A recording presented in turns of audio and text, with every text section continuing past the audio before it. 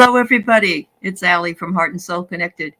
And I was doing some reading, and I came across an article that I was really taken with and explained a lot of things that I hadn't really considered before. And so I thought I would take notes and share it with you, of which I'm going to do right now. I'm sure all of you have probably heard of the term cognitive dissonance. It is the discomfort of holding two thoughts at the same time that are in conflict. So if you have a certain thought or belief about something and somebody comes in and shows you or says something to the contrary, it's very, very difficult for you to be able to handle knowing sort of two different ideas about the same thing.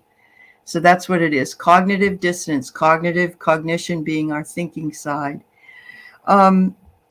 People actually revise their predictions when they don't happen because of cognitive dissonance. People revise, people are so invested in something that they believe in that they cannot take a new idea and see if that idea will work for them. This is a cultural phenomenon. It has nothing to do with individuals, even though as individuals, we hold these contradictive thoughts many, many times. And so, I think that that's another thing about our community. A lot of us grew up in a sort of a religious background where we believed in this one type of thing. We didn't even we just put up with our friends who maybe were in a different religious sect than we were, and we just said, well, that's what they do. This is what we do. But now it's become very polarizing, and so and in politics you see that more so than anything else, the polarization of people and their thoughts. She says believers just keep on believing even when they're showed the evidence that they are wrong. If you tell someone that you disagree and they will turn away from you and walk away. They don't want to hear what you have to say. And I know that we're all guilty of it, because I know I've had people trying to sort of convince me of a politician that I had no use for. And there was no convincing me, even though I purport to be a person with an open mind who wants to really feel comfortable with learning new ideas and new concepts, and has tried to for most of my life. If you show them the evidence and the facts, they're going to question where your sources came from. That's one of the tricks of that idea. I remember putting something up and somebody, or even saying, for instance, oh, that's from CNN. They're all liars. Or I heard, that's an old article, or the press is always wrong, and so-and-so said this, or so-and-so said that. It's totally different from what it is that you've heard on your channel. People also stay on those channels because they want people that agree with them. They read articles. They want to agree with those people. They don't want to be challenged by any other side. The appeal to logic, very much so. They are, when confronted with the evidence, undeniable and unequivocal, they're shaken even more convinced of their own truth or beliefs. Nothing is more evident to me than the January 6th committee and what they provided for everybody. But there's a whole bunch of people still clutching their pearls, saying that it wasn't as bad, and that, and somebody at the top tells them that, and they believe in that person so much that they follow that person right into the battle every single time. It's even more convinced, and the motivated reason exists in their mind that convinces them of what they want to believe, and they seek out agreeable information and learn it more easily and deny it. And then they forget about it, they avoid it, they devalue, or they argue against anything that contradicts what it is that they believe in. And So I think we can see this in Scientology. I think we can see this in the MAGA movement. I think we can see this in even bipartisan or partisan politics and how people feel about something. And I would say even to a lesser degree, any groups that somebody might belong to, and you're a member of that group, you don't want to have a difference in being told something different against that group, because you've invested a lot of time, money, and energy in that group. So you want to be in that group. You want to make sure that you don't stray from there. So you have to find a way to convince yourself that you are right and they are wrong.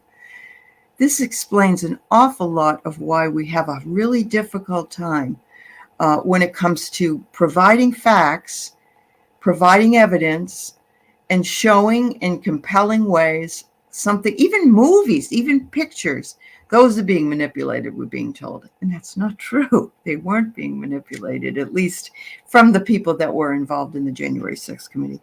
In our world, we can leave our social media, turn off the television, walk away, or only follow the news that reaffirms our beliefs.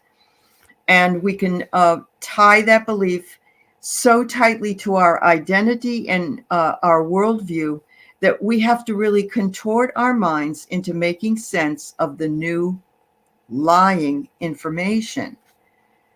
And I've seen it. I've seen it over and over again. I've seen people, finding anything that they can in order to, or finding anything wrong with what it is that you have presented to them. They don't want to talk about it. They don't believe in what you're saying, and they're not going to change their minds. Their beliefs are their beliefs, but they're not their truths. They're not the truth. They are just opinion. They are just their beliefs. People see any contradictory evidence as weaker because they look at what they want to believe in order to get a desired conclusion. So here's what happened. As you well know, I talked about it on my show with Susan, but that those 3 people in Pennsylvania that killed themselves because Donald Trump was no longer the president, or they wanted him and they waited. I think they waited and they waited, and they wanted this desired conclusion, which was that he said he was going to be reinstated.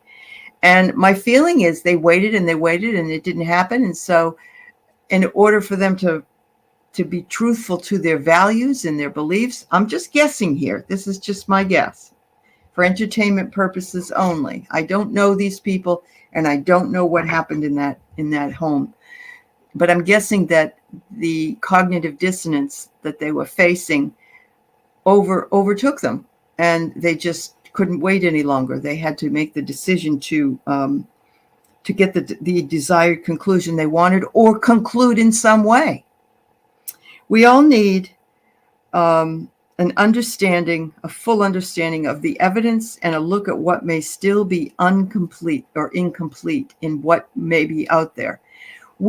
As we grew up, we were so indoctrinated, and because we had to, in facts and claims that were unsubstantiated, because we didn't have the power to find out the truth about them, like Mars, let's say the planets, they were too far away, or things that we just didn't know enough about yet in order to make decisions on.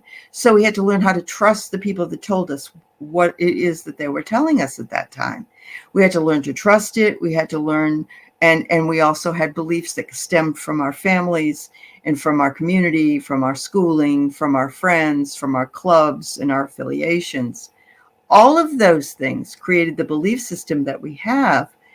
And sometimes that belief system can face those contradictions in that cognitive dissonance and say, wait a minute, maybe this belief wasn't the one that I should have followed. Maybe I was wrong. But there are a lot of people who will never look at that. There's a very huge push on anti-intellectualism. In other words, my beliefs or my opinions are just as important as your facts and evidence. And that's not the case. That's just not true. I love what it says here. She says, falsehoods are a poison that spread like a fungus and threaten us by taking root in the minds of those who do not believe in anything but what their leader says. It's hard for facts to fight these hoaxes and propagandas and conspiracy theories because only those on the outside can tell it's false, and the person who holds it believes it's true. And there's no convincing them otherwise, unless they go to indoctrination camps, in order to be sort of debriefed and depropagandized, which we had to do in many cases with cult members before. For many, having social support is far more important to them than knowing the truth. As long as I have you and you have me, we're a social support, is what a lot of people will say. It doesn't matter what we believe in. We all believe in the same thing, so it has to be true. It absolutely has to be true. And I think that's what you saw with QAnon and some of the other conspiracy theories. Good information is valued, but the people who access it must be dedicated to the time and work involved to obtain it. And what's scary that comes after this is just exactly what's happened to our country. If you can get people to believe you without doing any work or doing any research or finding any evidences, you get a false benefit. You haven't done anything, and you're going to get a benefit for it. Liars prosper if people believe in them. As long as you've got people behind you that believe what you say, then you don't have a problem. So you get the benefit of being a liar, so you continue your lies over and over again. Spreading a tall tale brings comfort to the liars because it reinforces the liar with the belief that you are on their side. Look at all these people. One of the samples of that was how many people were at Obama's inauguration, how many people were at Trump's. And the pictures show that there were more at Obama's than there were at Trump's. But the Trump and his supporters carry a narrative that they had more people, and they might not even believe they had more people, the supporters, but because he said they did, they support him, and if they agree with him, then they can show their support to their leader, even if it's not true. Although it is individuals who hold false beliefs, it is really a social phenomenon when tethered to a group who has strong identifications with our sense of self, and it makes it even more difficult for us when we're in that group to get away from there, because we identify that as a part of who we are. When you're saying to somebody, tell me about yourself, and they identify with, well, I'm a this, I'm a that, you're a mother, father, sister, brother, cousin, I'm a teacher, lawyer, businessman, self-employed, government worker, whatever. I'm a Republican, Democrat, libertarian, whatever. I'm a Catholic, I'm a Christian, I'm a Jewish person, I'm a Muslim, I'm a spiritual person. All of those are identities. They're all titles. They're all titles that we give ourselves. Who are we really? We are human. We are human beings who live on this planet. And or you could even get even more scientific than that and say we are Homo sapiens that live on this planet. That's who we truly are. And yes, we have identified with a lot of other things. There's not something really bad about that at all. You can identify with whatever you want. But we tend to have a tribal behavior. And sometimes that tribe is dangerous, as we have seen more than once. Hence, an indoctrination of the sorts of mentality that would require a therapy to release have been seen in the past few years, just like they have in other cults, like Jonestown and other things, the Moonies that we've seen in the past. You must either identify with their beliefs or you need to leave the group. And guess what? You got a lot of things, you've got a lot going for you in that group. You've made a lot of friends. You've done a lot of work together. You really like it, besides the fact that, maybe some of the things that you've heard aren't so well. It's a huge place in many people's lives. And to take that away from them and leave them is another thing that we fear a loss of. So there are people who really, really just say, okay, well, I don't believe in everything they say, but I'm going to stay because I feel comfortable here. And to me, this is very frightening. It reminds me of staying with a spouse or a significant other who is verbally or mentally or physically abusive because you're more comfortable in something that you know what you'll get. And there is some mentality. I'm not a psychiatrist or a psychologist.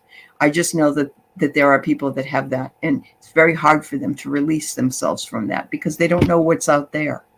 If they go out there, what are they going to find? Is it going to be worse than what this is? Maybe this isn't so bad. The same thing with this kind of thing. Politics now is seen as party over identity. Definitely, we've seen it over and over again.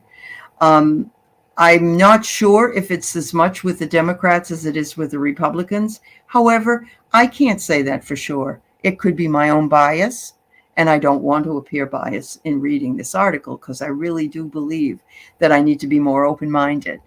And that's why this article spoke to me and continues to, because we're all works in progress. So I was just happy to be able to read it and share it with you. We have all fallen into a kind of cognitive tribalism. The partisanship issue is the strongest force in the U.S. public life, probably that we've had in a very long time. Stronger than any norms, independent of any facts. And being intelligent and informed can make it worse, as the people are better at arguing, but people learn selectively. They are better at learning facts that confirm their own worldview than anything that might challenge it. Fact-checking isn't always beneficial to many people because to those ensconced in their own bias, they're going to seek out and find articles that will defend their side of the issue, even if it may not be totally a good source, let's say. And I teach research writing. I know what good sources are. If you don't have a good research source, you don't go to the internet, to Wikipedia. That's not an academic research source. It's a good way to get something started, but it's not reliable because people can go in there and change anything that's in there because it's a group effort. In 2016, I'm not sure if you're aware, but there was a new word that was introduced into our dictionaries, and it was called post-truth. Post-truth. They defined it as relating to or denoting circumstances where objective facts are less influential in shaping public opinion than appeals to emotion and personal belief.